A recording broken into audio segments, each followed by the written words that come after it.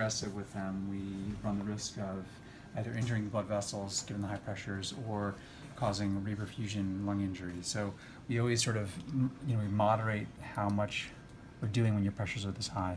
This is probably an A2 blood vessel, so it's another upper lobe blood vessel, and this one didn't have much disease in it, so you can sort of see how normal that looks.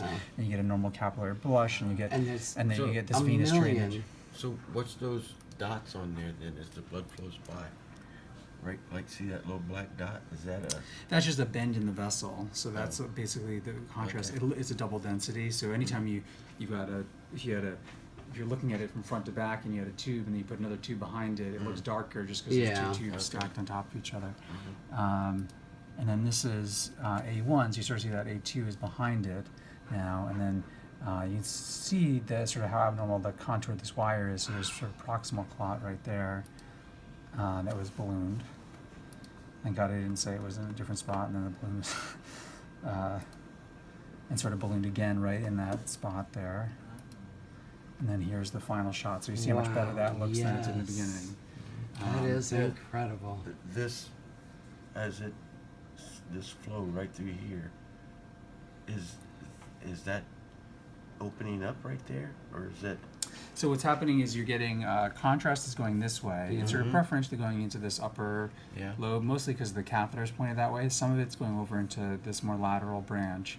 And then what you see is then it goes into the lung tissue. It sort of connects to the small venules and then drains into the vein. And you sort of see arteries filling and then vein draining back down into the heart. That is amazing. That's incredible. Yeah, that's... So because of the pressures, I don't understand why you can't... So the pressure is just in order to be safe and keep the procedure safe, we limit we reduce or sort of play it a little more conservatively in how aggressive we are with the balloon sizing. That's because, when we think you're at higher risk for vascular injury with the higher pressure is number one. Because the higher pressure, the arteries are smaller.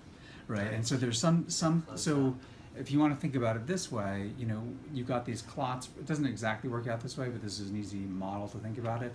If you've got sort of a band around the blood vessel, you've got high pressure on this side of the band. On the other side of the band, you've got relatively normal blood vessels that haven't seen that high pressure for a long time.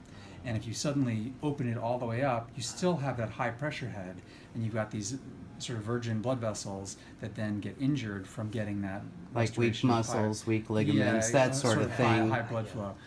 So that's one model, at least, for explaining why that it's more likely to cause injury. So that's what we call reperfusion injury.